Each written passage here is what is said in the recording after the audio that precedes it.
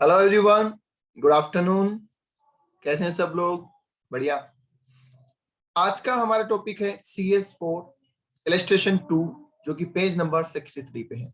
अगर आपको ये क्वेश्चन सर्च करना हो तो आपको यूट्यूब पे लिखना पड़ेगा CMA final cost audit page number 63 और ये क्वेश्चन आपके सामने आ जाएगा। आई होप आप इस सीरीज का फायदा उठा रहे होंगे। अगर आपको ये हमारे वीडियोज अच्छे लग रहे हैं, हमारा ये कंसेप्ट अच्छा लग रहा है, तो हमारे चैनल को सब्सक्राइब कर लीजिए ताकि सारे क्वेश्चन आपके सामने, जब भी कोई क्वेश्चन नया अपलोड होगा आपको नोटिफिकेशन मिल जाएगा। और लाइक जरूर करें, जिससे हमको भी ये एक मोटिवेशन मिलता रहे कि भैया हाँ ठीक है, हमारी बात आप तक पहुंच रही है और आप उसे अप्रिशिएट कर रहे हैं। चलिए शुरू करते हैं। देखिए क्या कह रहा है CS4 का ये question. The following particulars pertaining to the production of yarn are extracted from the records of Balrampur Textile Limited for the year ended 31st March 2018. Right?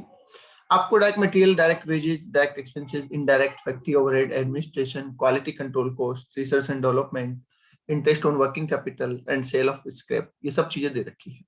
Last में लिखा है you are to determine the cost of production for the purpose of captive consumption in terms of Rule 30 of the Central Goods and Services Tax Rules 2017 and as per CS4 revised, and the assessable value of for the purpose of paying GST on applicable transaction। क्या मतलब है इसका? देखिए जो captive consumption का मतलब क्या है, पहले मैं आपको थोड़ा सा ये बता दूं। कैप्टिव कंजम्पशन का मतलब होता है कि अगर हमारी ऑर्गेनाइजेशन की कोई यूनिट कोई प्रोडक्ट बना रही है और उस प्रोडक्ट को हमारी ही ऑर्गेनाइजेशन का कोई दूसरी यूनिट उसको कंज्यूम कर लेती है, तो उसको क्या कहते हैं हम? Captive consumption. मतलब बनाया भी हमने और हमने खुद ही काम ले लिया, हमने मार्केट में कहीं नहीं बेचा उसको कहते हैं कैप्टिव कंजम्पशन। खुद के काम के लिए चीज बना। अब सवाल ये आया कि अगर मैंने वो गुड्स बनाए और उनको खुद ही कंज्यूम कर लिया, तो उनकी कोई मार्केट रेट तो है नहीं, ठीक है, उनकी कोई सेल प्राइस तो है नहीं, तो जीएसटी किस पे चार्ज होगा? पहले एक्साइज हुआ करता था और एक्साइज में एक सेक्शन था सेक्शन 8, उसके अकॉर्डिंग इसकी वैल्यू निकला करती थी, ठीक है, और जिसमें ये प्रोविजन था कि 110% ऑफ कॉस्ट ऑफ प्रोडक्शन आप ले लीजिए, वो जीएसटी के लिए आपकी एसेसेबल वैल्यू हो जाएगी और उस पर आप जीएसटी चार्ज कर दीजिएगा, ठीक है। अब जुलाई 17 में क्या हुआ? एक्साइज हट गया सर, उसकी जगह क्या आ गया सर? उसकी जगह जीएसटी आ गया। अब जीएसटी आया तो उसमें कैप्टिव कंजम्पशन को लेके क्या प्रोविजन है? तो उसके लिए यहाँ पे बोला गया है कि उसमें भी सर सेम ही प्रोविजन है, उसमें भी 110% ऑफ कॉस्ट ऑफ प्रोडक्शन लेनी होती है और उसी पे जीएसटी चार्ज होता है, ठीक है। हालांकि इसमें जीएसटी में कुछ रूल और भी है इसके रिगार्डिंग, पर हमारे लिए ये रेजिडरी रूल है, यही लेके हमको चलना है और इस हिसाब से हमको कैलकुलेशन करनी है। तो सिंपल सी बात है, आपको कॉस्ट ऑफ प्रोडक्शन निकालनी है और उसका 110% ले लेना है, which will be accessible value for GST. Okay, चलिए देखते हैं सर कॉस्ट ऑफ प्रोडक्शन में क्या क्या आएगा।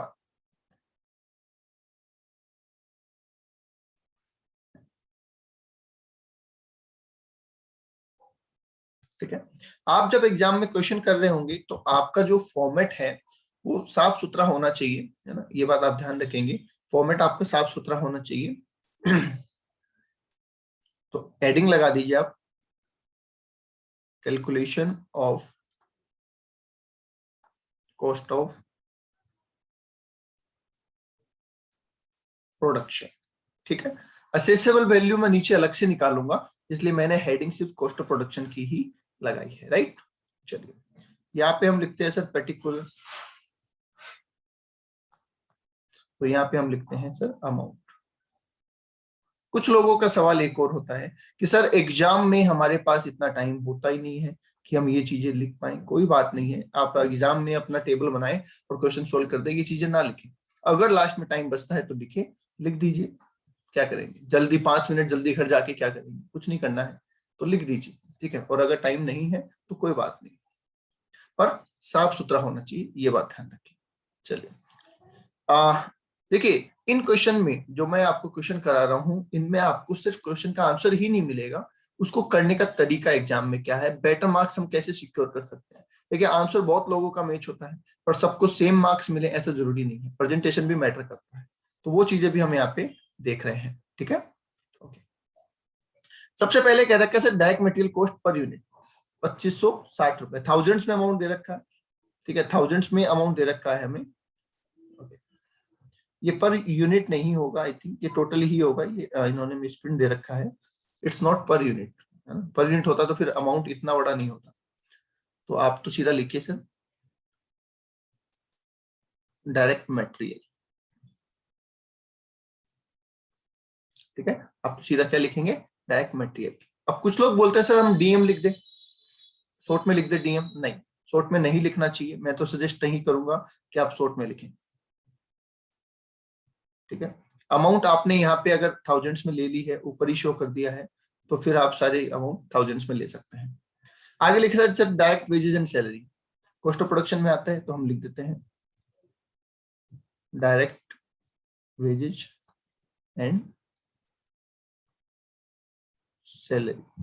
कितना है सर, 1540। आगे लिखा गया सर डायरेक्ट एक्सपेंसेस, तो ये भी ले लेते हैं, कितना है सर डायरेक्ट एक्सपेंसेस 450, हमने लिख दिया 450, राइट। चलिए आगे देख लेते हैं sir indirect material. Indirect material आता है क्या कॉस्ट ऑफ प्रोडक्शन, बिल्कुल आता है भैया, कॉस्ट ऑफ प्रोडक्शन में तो सब कुछ आता है, सिर्फ वो चीजें नहीं आती जो प्रोडक्शन से रिलेटेड नहीं है, बाकी सारी चीजें आती है। तो इनडायरेक्ट मटेरियल कितना है सर, इट्स 533, 533, ओके। आगे लिखा गया है सर फैक्ट्री ओवरहेड, लेने हैं सर, बिल्कुल लेने हैं।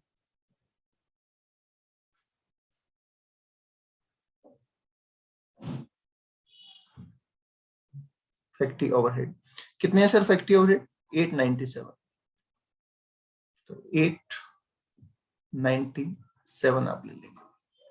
आगे आ जाइए सर, आगे लिखा है एडमिनिस्ट्रेटिव ओवरहेड।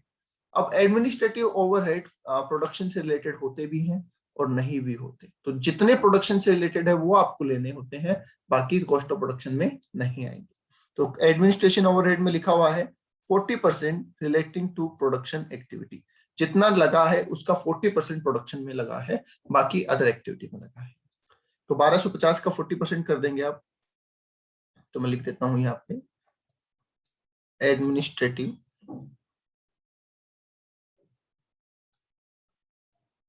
ओवरहेड, ठीक है। यहाँ पे आप शॉर्ट लिख सकते हैं, ठीक है, एडमिनिस्ट्रेटिव वर्ड को आप शॉर्ट लिखेंगे चलेगा, ऐसा नहीं चलेगा एओ, एडमिनिस्ट्रेटिव ओवरहेड एओ, ऐसा नहीं चलेगा, ठीक है। एडमिनिस्ट्रेटिव ओवरहेड आप ऐसे लिख सकते हैं। चलिए तो 1250, अब ऐसी कैलकुलेशन जो भी हो ना, उसमें एक स्पेशल ध्यान रखें कि आप उसको प्रेजेंट जरूर करेंगे, ठीक है। क्योंकि बहुत से लोग बोलते हैं सर ये तो कॉमन सी बात है, ऐसे ही आया होगा, अरे भाई नहीं, आपको पता है कैसे आया, एग्जामिनर को थोड़ी पता आपने कैसे लाया, तो उसके लिए आप ये प्रेजेंट करेंगे कि कैसे आया, तो ये हो जाएगा, ठीक है, ये हो जाएगा 500। क्वालिटी कंट्रोल कॉस्ट ये भी आ जाएगा, क्वालिटी कंट्रोल कॉस्ट कितना है भैया, क्वालिटी कंट्रोल कॉस्ट 565। चलिए आगे लिखा है sir research and development cost, आता है, यस।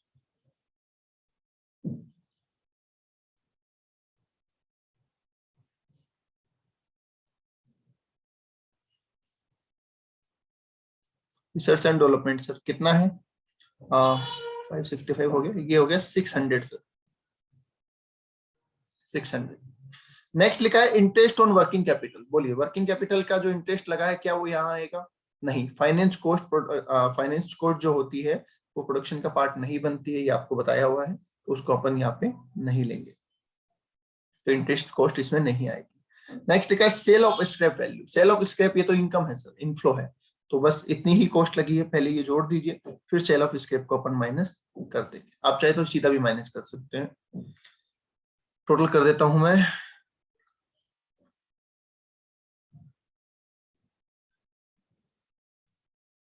2560 1540, 450, 533, 897, 500, 565 और 600, 7645, 7645। अब सेल ऑफ स्क्रैप तो हमें क्या हुआ है, रियलाइज हुआ है, तो इसको हम लेस करेंगे।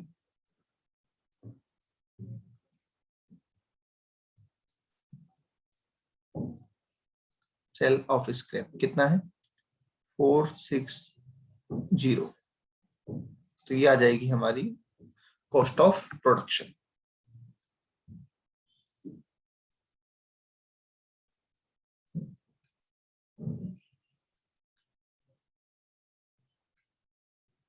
ठीक है, ये क्या आ गई हमारी कॉस्ट ऑफ प्रोडक्शन आ गई बेटा। ठीक है, ये हो जाएगा आपका 7645 तो था ही, और माइनस कर देते हैं 460, तो 7185 आ जाता है, 7185।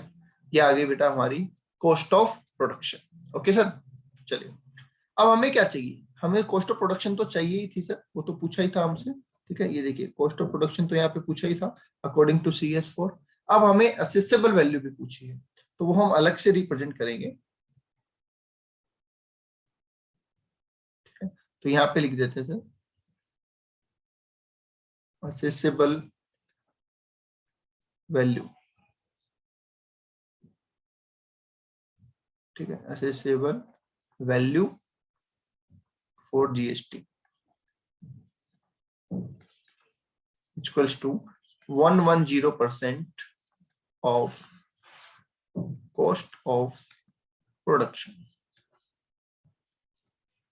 ठीक है, तो ये फॉर्मूले, अब इसमें भी मैं फिर बोलूंगा कि sir accessible value for GST आप लिखे और आप सीधा 110% करके लिखते वो गलत हो जाएगा। आपको प्रोविजन लिखना है वहां पे, ताकि एग्जामिनर को पता तो रहे कि आपने किया क्या है। आपने सीधा 110% कर दिया, मे भी आंसर आपका मैच हो रहा है, डेफिनेटली होगा ही, और एग्जामिनर मार्क्स भी दे दे, पर अगर आप ये लिखेंगे तो आई थिंक ज्यादा मार्क्स आपको मिलेंगे।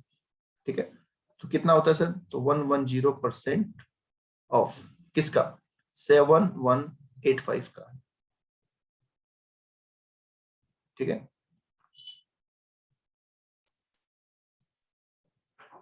कितना आता है देख लीजिए,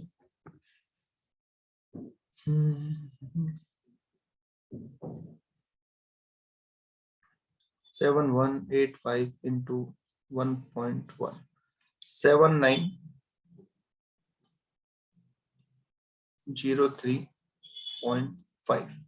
ठीक है, ये आ जाती है आपके असेसेबल वैल्यू। ध्यान रहे ये फिगर भी थाउजेंड्स में है। Is that clear? चल क्लियर है।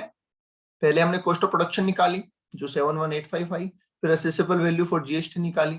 ठीक है, जो पहले एक्साइज में होती थी वो ये GST में है, तो 110% ऑफ कॉस्ट ऑफ प्रोडक्शन लिया, जो कि हमारा 7185 को हमने मल्टीप्लाई कर दिया 110% से, तो आ गया 7903.5, और ये फिगर भी थाउजेंड्स में है, तो अकॉर्डिंगली आप लिखेंगे।